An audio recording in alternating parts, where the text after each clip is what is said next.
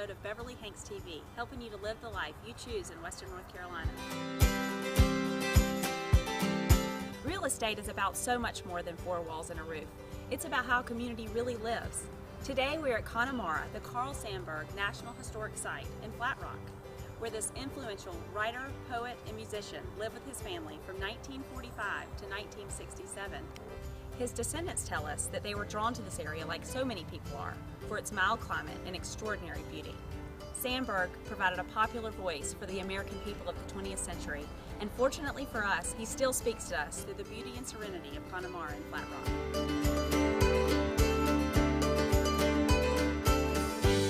Carl Sandburg was known for several things in the literary world. He was a poet, he was a social commentator, he was the biographer of Abraham Lincoln.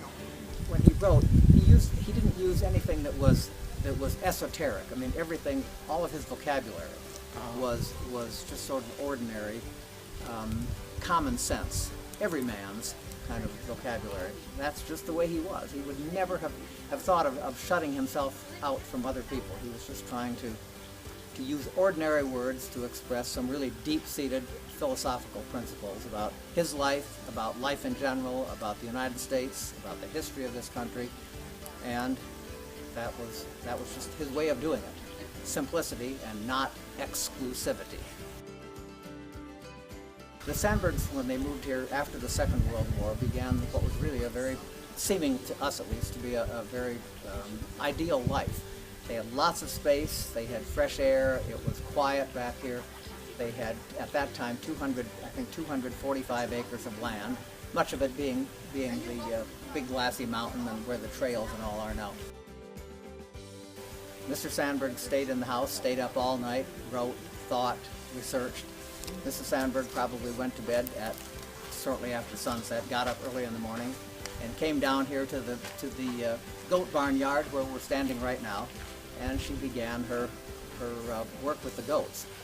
She was a founding member of the American Dairy Goat Association. She did pioneering things in goat genetics and goat husbandry that nobody else in the country had done at the time. And she was extremely successful. Her goats won all kinds of awards. They still do. All of the goats that we have here are direct descendants from Mrs. Sandburg's line. And if anybody doubts that, there are all of Mrs. Sandburg's records in the house, all on little index cards. And if you were a real doubting Thomas, you could just trace back the lineage of all of these goats here back to her times. There are a number of things that make this a unique place. Certainly the house is not to be missed. The house looks as if the Sandburgs packed their suitcases and left about 10:30 this morning after they'd washed the breakfast dishes. It's been absolutely untouched, untampered with, unimproved. It's not been glamorized in any way. You see the entire house. You see his bedroom where he, with his old orange crate and the typewriter, where he stayed up all night typing. And the house shows just how simply they lived. There was nothing pretentious about it. And it's a magnificent collection, tribute to Mr. Sandburg.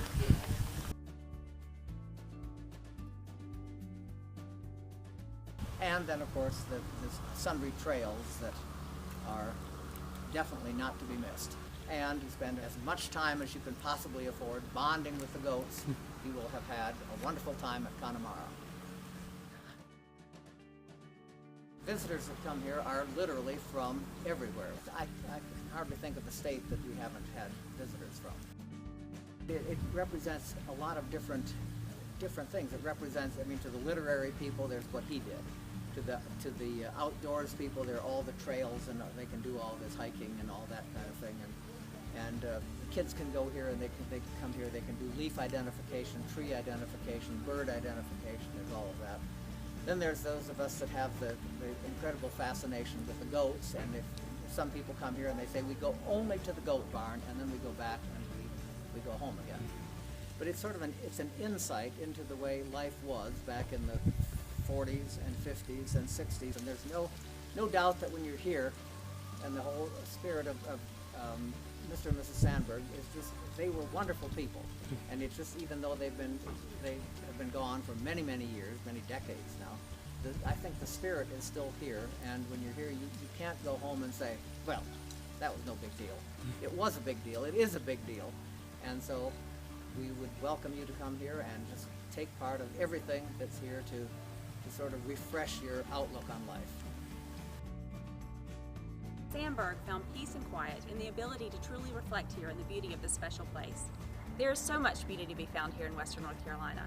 For more information on the many ways there are to live here, contact your Beverly-Hanks associate or go to beverlyhanks.com.